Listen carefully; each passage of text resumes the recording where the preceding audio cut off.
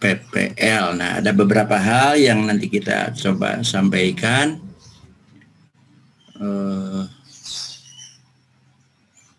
Tentang yang berikutnya. Nah, ini tadi sudah sampai pada uji komprehensif untuk para mahasiswa. Nah, sekarang ada masih bernilai SKS, yaitu PPL di sekolah asal bernilai 4 SKS. Nah,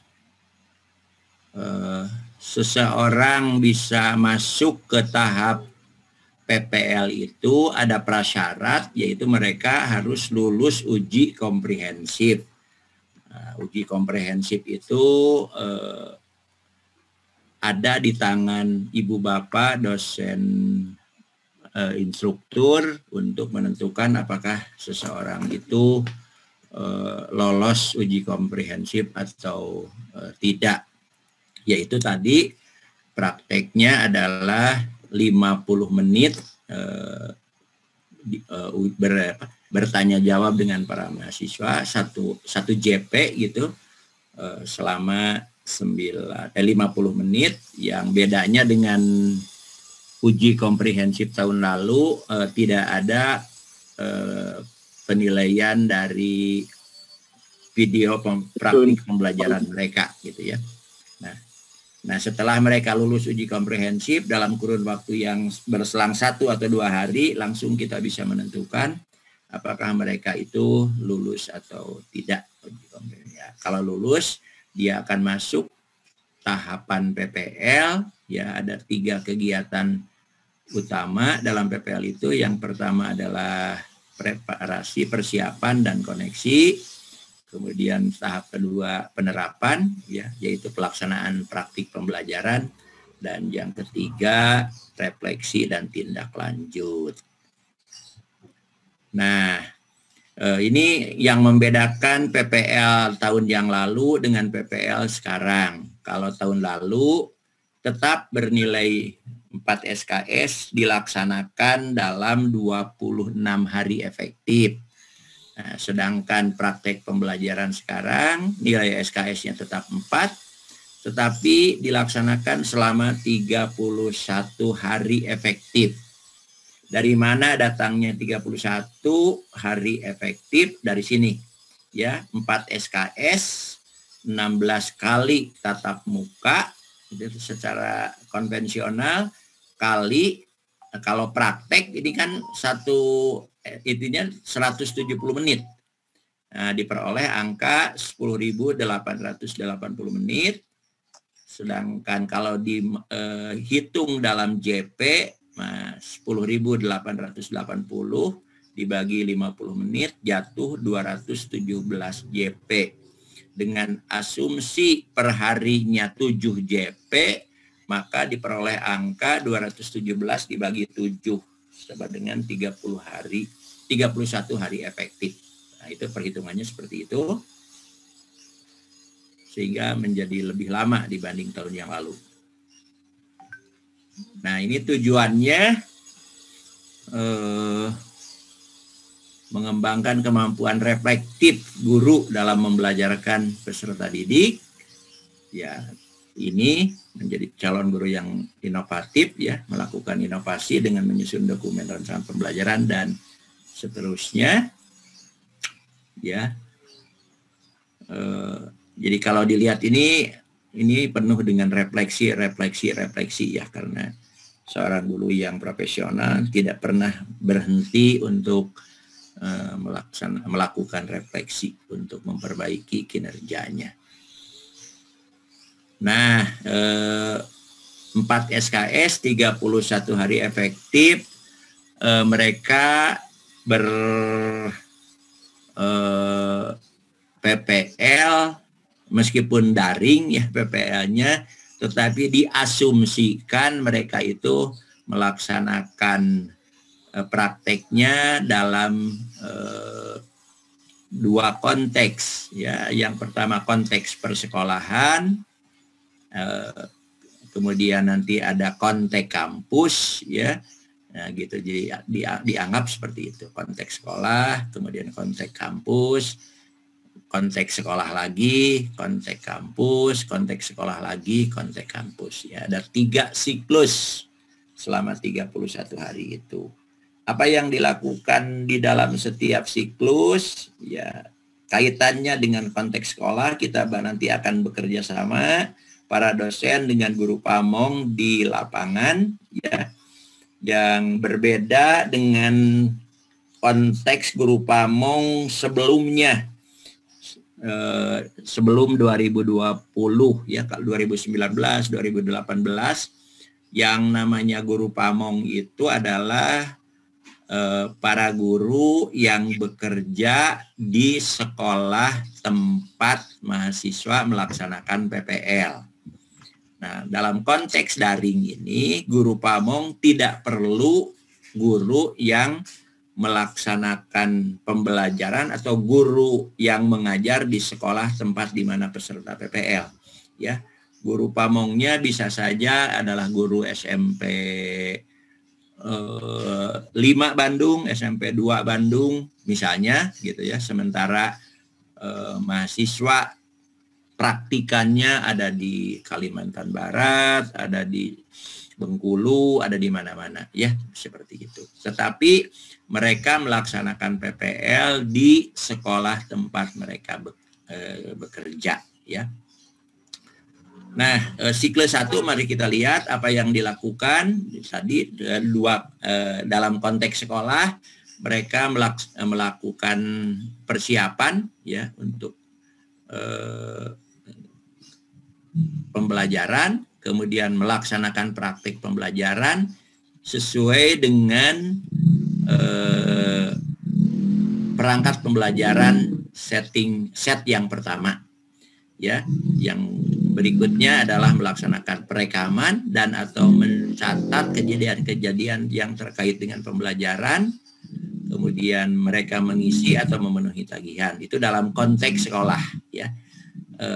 Tanpa mereka juga pindah ke kampus, tapi kita asumsikan ya suasana itu berlangsung di kampus. Apa yang mereka lakukan bersama dosen pembimbing adalah yang pertama melaksanakan refleksi ya, yang kedua membuat tindak lanjut ya.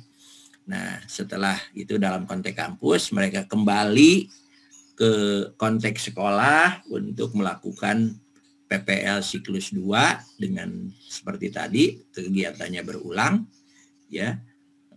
Kemudian setelah selesai memenuhi semua tagihan, dilakukan refleksi ya, setelah pasca pembelajaran 2, kemudian menyusun rencana tindak lanjut.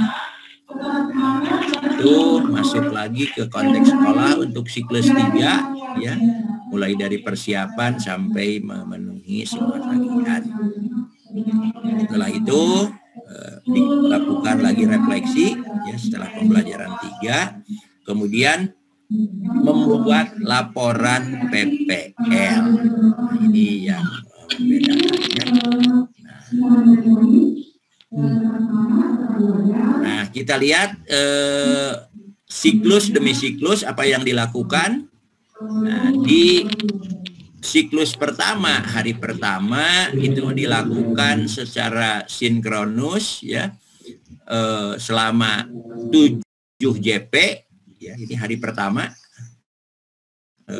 pelaksanaan PPL dengan tagihan untuk kita, untuk para dosen dan guru pamong melaksanakan tikon sekurang-kurangnya 3 JP. Itu nanti yang akan dihitung sebagai time spend dari dosen dan guru pamong ya.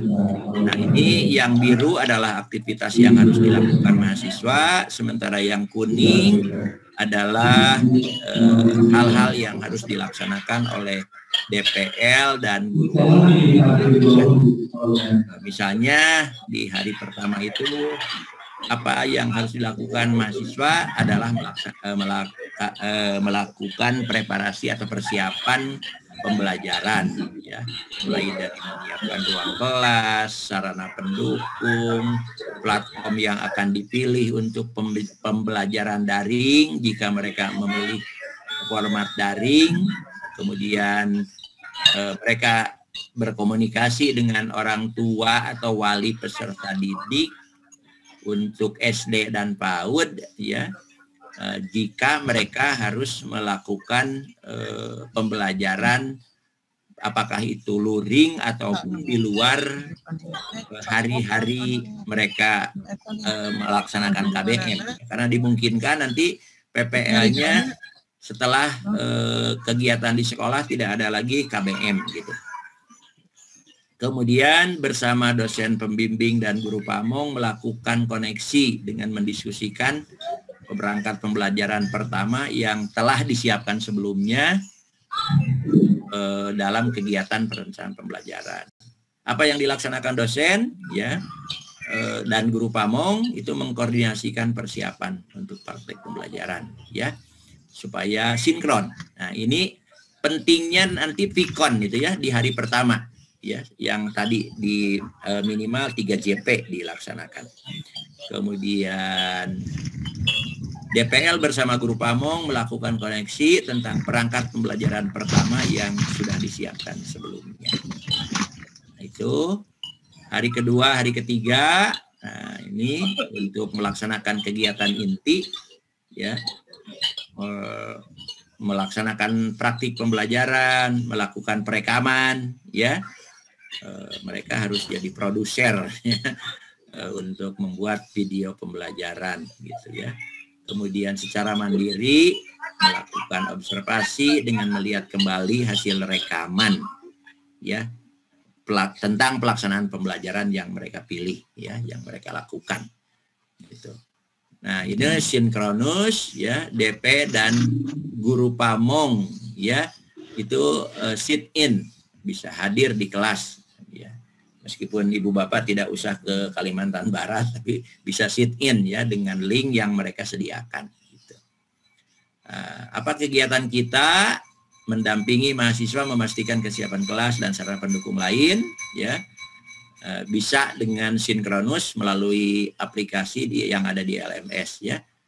Kemudian DPL dan guru pamong mengikuti proses kegiatan praktik pembelajaran, ya, ikut sit in di situ, secara daring ataupun luring. Nah, ini tergantung kondisi, ya. Berikutnya hari keempat, nah ini mengisi jurnal mengajar, ya, dan mencatat kasus-kasus yang terjadi, ya, selama pelaksanaan pembelajaran. Kemudian berdasarkan observasi yang mereka lakukan, ya, mereka melakukan refleksi kendala-kendala yang terjadi, ketidaksesuaian antara perancangan pembelajaran dengan pelaksanaannya, ya. Kemudian permasalahan-permasalahan lain yang timbul, ya, dengan cara mencatatnya di lembar kerja 3.1, ya. Nah, itu di dalam LMS. Nah, kemudian kita rada sedikit rileks karena kita cukup memantau pengisian jurnal dan kasus-kasus yang mereka unggah di LMS gitu. Yakinkan bahwa mereka sudah memenuhi tagihan itu. Berikutnya hari kelima dan hari keenam sama, ya, mereka diminta untuk melakukan editing terhadap hasil rekaman praktik pembelajarannya dengan durasi 15 menit. Ibu bapak, bukan tidak mungkin ibu bapak diminta bantuan oleh para peserta untuk bagaimana mengedit, ya, praktek pembelajaran mereka menjadi maksimal 15 menit durasinya. Yang durasi 15 menit itu harus menggambarkan kegiatan pendahuluan, kegiatan inti, dan kegiatan penutupnya gitu, ya, untuk satu siklus, ya. Kemudian mereka diminta untuk mengunggah hasil editing praktek pembelajarannya ke LMS, ya. Nah, dosen pembimbing bersama guru pamong melakukan pemantauan, ya, waktu mahasiswa. Mungkin juga harus menyediakan waktu untuk menerima konsultasi dari peserta bagaimana melakukan editing video praktik pembelajaran. Ya, kalau Ibu Bapak ada sedikit kesulitan, itu silahkan nanti berkomunikasi dengan teman-teman dari admin. Ya, mudah-mudahan para admin bisa memberikan saran, memberikan masukan untuk kita dalam mengarahkan mahasiswa bagaimana mengedit video kegiatan pembelajaran yang berdurasi tidak lebih dari 15 menit. Berikutnya hari ke-7, ya, konfirmasi kepada DPL dan guru pamong tentang kelengkapan tagihan, apakah sudah semua tagihannya dipenuhi atau tidak. Mahasiswa melakukan itu. Kemudian dosen dan guru pamong itu menerima dan melakukan telaah terhadap hasil rekaman praktek pembelajaran dan memeriksa kelengkapan LK 31-nya, lembar kerja 31, ya. Kemudian menyiapkan bahan untuk refleksi dan tindak lanjut. Hari ke-8, ini penutup, ya, refleksi dengan melakukan three-way conference antara dosen, mahasiswa, guru pamong, ya. Itu dengan tahapan-tahapan. Yang pertama meminta mereka mendeskripsikan secara ringkas, ya, dari jurnal dan kasus-kasus yang mereka temukan, ya. Melakukan diskusi dan konsultasi dengan dosen pembimbing dan guru pamong untuk mengidentifikasi faktor-faktor penyebab terjadinya kasus, ya. Kemudian yang ketiga, berdiskusi dan berkonsultasi dengan dosen pembimbing dan guru pamong untuk mengidentifikasi beberapa alternatif solusi, ya. Nah, kemudian untuk para dosen pembimbing dan guru pamong ini melakukan pertemuan secara sinkronus dengan sekurang-kurangnya Vikon selama 3 JP di hari ke-8, ya. Dengan tugas para guru pamong, para dosen membuka meeting, memimpin konferensi 3 arah itu, memberikan bimbingan dan saran terhadap hasil rekaman pelaksanaan siklus 1, ya. Dan untuk bahan mahasiswa membuat LK lembar kerja 3.2, ya. Guru pamong bergabung dalam meeting, kemudian ikut conference, kemudian memberikan bimbingan dan saran terhadap hasil rekaman pelaksanaan pembelajaran LK 31 dan sebagai bahan untuk menyusun LK 32.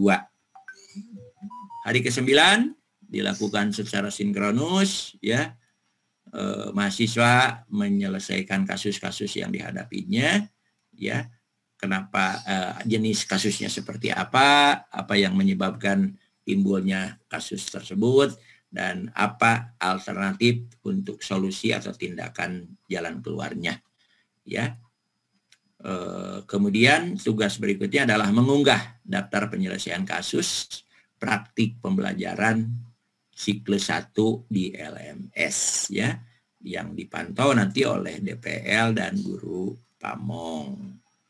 Hari ke-10, wah, ini melaksanakan tindak lanjut, ya. Kemudian dosen menerima dan melakukan telaah dan review bersama guru pamong terhadap RPP untuk siklus 2 atau perancangan pembelajaran untuk siklus 2, ya. Kemudian guru pamongnya sama, ya, menerima dan melakukan telaah terhadap perancangan pembelajaran untuk siklus 2. Hari ke-11, 12, 13 sampai hari ke-20 itu siklus sama dengan 10 hari pertama. Kemudian demikian juga untuk siklus ketiga, hari ke-21 sampai hari ke-30, sama kegiatannya seperti siklus pertama tadi, ya. Nah, hari ke-30 dan ke-31 dilakukan secara sinkronus, ya, melaksanakan tindak lanjut untuk mahasiswa, ya, mengintegrasikan alternatif solusi ke dalam laporan singkat nanti, ya. Kemudian dari siklus 1 sampai siklus 3, berdiskusi dan berkonsultasi dengan para dosen pembimbing dan guru pamong untuk review laporan singkat yang disusun mahasiswa. Yang ketiga, mengupload laporan singkat kegiatan praktek pembelajaran yang telah direview bersama atas saran-saran dan masukan yang diberikan oleh para dosen dan guru pamong di LMS, ya. Kemudian para dosen dan guru pamong menelaah, ya, mereview laporan singkat yang sudah disusun oleh para mahasiswa, ya. Kalau dilihat seperti ini, begitu sederhana tugas kita, tetapi ini pada prakteknya luar biasa, menuntut komitmen kita, menuntut pengorbanan waktu yang tidak sedikit untuk bisa melakukan itu, ya. Nah, kebutuhan dosen dan guru pamong ini tentu disesuaikan dengan karakteristik bidang studi. Maksud saya begini, tatkala kelas kita kelas biasa, tadi rasio guru pamong, dosen pembimbing dan mahasiswa itu bisa 1:12 maksimal, ya. Untuk kasus-kasus tertentu, khususnya untuk kejuruan, nah rasio ini bisa lebih besar, ya. Bukan lebih kecil maksud saya. Misalnya 1 dosen, 1 guru pamong hanya membimbing misalnya beberapa praktikan, ya, untuk misalnya sekolah-sekolah kejuruan, ya, atau misalnya kerja di lab dan segala macam. Tentu akan berbeda kebutuhannya, ya. Nah, tadi sekurang-kurangnya 3 orang dosen dan 3 guru pamong untuk mengawal 3 kelompok, ya.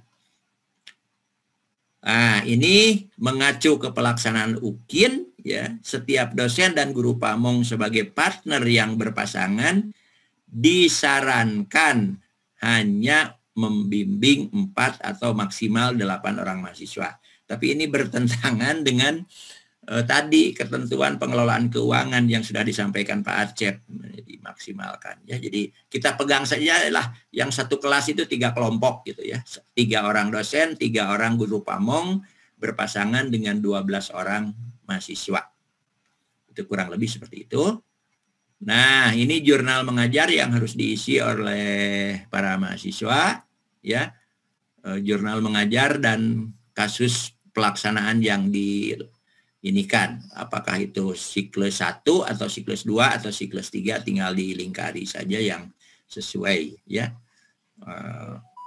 Setiap siklus mereka diminta untuk mengungkapkan kendala-kendala apa yang terjadi, ya, hal-hal apa yang tidak sesuai rencana dibandingkan dengan praktek pelaksanaannya, kemudian kasus-kasus apa atau permasalahan-permasalahan apa yang timbul setelah praktek pembelajaran untuk setiap siklus. Nah, kemudian mereka juga diminta untuk mengerjakan LK, lembaran kerja 32, 34, dan 36 yang berpasangan dengan 31, 32, 33, dan 35. Nah, yang diisikan adalah pertama kasus-kasus yang ditemukan, kemudian faktor-faktor penyebabnya seperti apa yang alternatif solusi atau tindakan yang bisa dilakukan untuk setiap siklus pembelajaran. Aduh, ini mohon maaf kurang bagus ininya konversi dari PDF ke PPT-nya sehingga ada ini yang numpuk. Insya Allah nanti Pak Acep mohon diinikan yang disebar, yang dibagikan kepada peserta yang PDF-nya saja supaya tidak terjadi kekacauan seperti ini, ya. PDF-nya lebih bagus Ibu dan Bapak dibanding kalau yang disajikan adalah yang sudah dikonvert ke format PPT, ya. Insya Allah nanti Pak Acep sudah menyampaikan itu. Tagihan kinerjanya tadi LK ada 7, ya. Kenapa 7?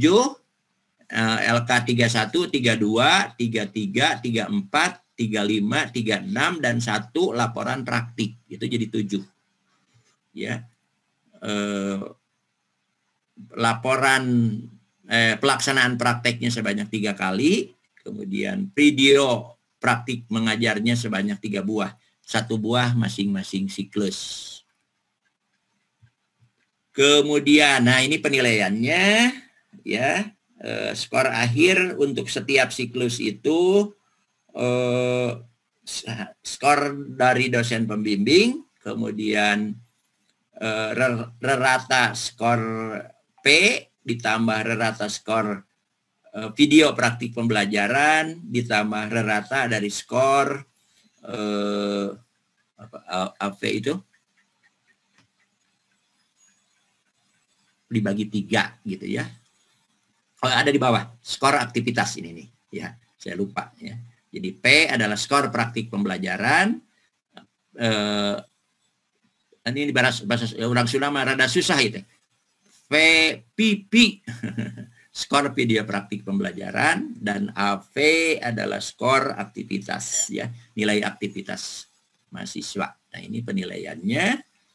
Kemudian, nah ini rubrik ya yang harus diisi untuk memperoleh nilai praktik pembelajaran ya, dibuat dalam format ada 25 aspek.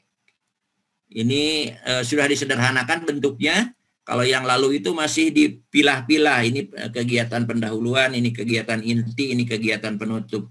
Nah, supaya tidak terlalu memusingkan kita, maka komponen-komponennya tetap, tetapi dibuat dalam format yang lebih sederhana.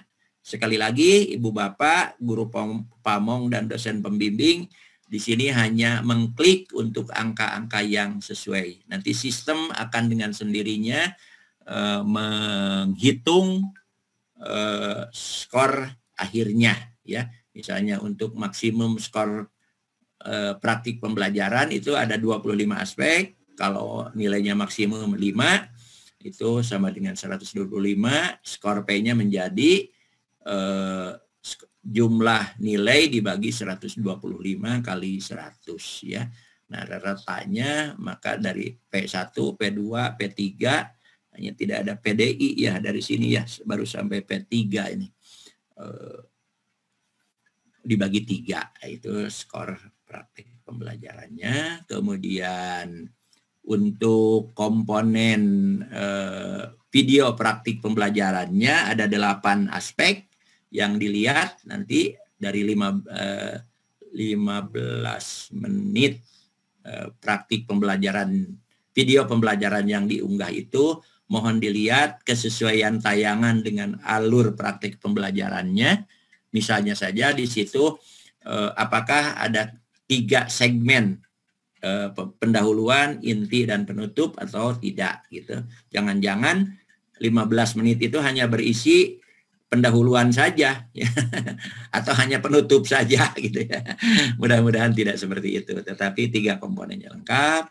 Kemudian kalau misalnya ini kelengkapan keterangan berupa teks, nah, misalnya kegiatan inti bla bla bla bla bla, kegiatan penutup bla bla bla, itu ada penanda gitu ya, sehingga kita bisa dengan mudah memusatkan perhatian kita kepada segmen-segmen yang diambil. Kalau toh di dalam praktik pembuatan video pembelajaran itu menampilkan gambar-gambar, nah mohon dilihat komposisinya seperti apa, ya mungkin pemilihan warna yang tidak menyilaukan atau yang justru terlalu pucat, seperti misalnya tulisan di PPT ya, yang biasanya yang menyulitkan itu kan tulisan dengan warna kuning, tulisan dengan warna hijau muda gitu kan, susah itu dibaca ya. Nah, itu mohon juga diperhatikan, nilai maksimalnya 5, nilai minimalnya 1. Kemudian kualitas ininya, audionya juga nanti dicek ya. Ada peserta yang membuat video pembelajaran itu back sound-nya atau musik latarnya justru mendominasi, sementara suara gurunya tidak terekam dengan baik. Ini salah satu yang bisa kita lihat, ya. Kemudian kejernihan, ini Pak Haji, ini kalau yang lihat yang jernih-jernih itu suka seneng gitu ya. Nah, mudah-mudahan itu ya audionya bagus, kemudian artikulasi dari peserta, ya kualitas pencahayaannya tidak seperti melaksanakan praktek pembelajaran di dalam gua gitu ya, gelap gitu. Dan kemudian ketepatan durasi tadi 15 menit maksimal ya untuk setiap video praktik pembelajaran ya. Nah, skornya bisa diperoleh dengan menggunakan rumus itu. Kemudian ini rubrik untuk penilaian aktivitas ya. Caranya adalah komponennya itu dicek LK31, LK32, LK33, LK34 dan seterusnya sampai LK37 ya. Nah, skor maksimumnya ini 5 kali 6 karena ada 6 komponen untuk bagian A. Nah, kemudian untuk ini ratanya ini ada nanti dihitung ini yang 30% itu yang ini yang LK37 ya tadi. Kemudian untuk skor akhirnya diperoleh dengan menggunakan rumus seperti itu. Nah, itu Ibu Bapak. Tadi ada pertanyaan ya, kalau dalam PPG tahun lalu ada yang namanya PTK. Nah, tahun ini kemana PTK?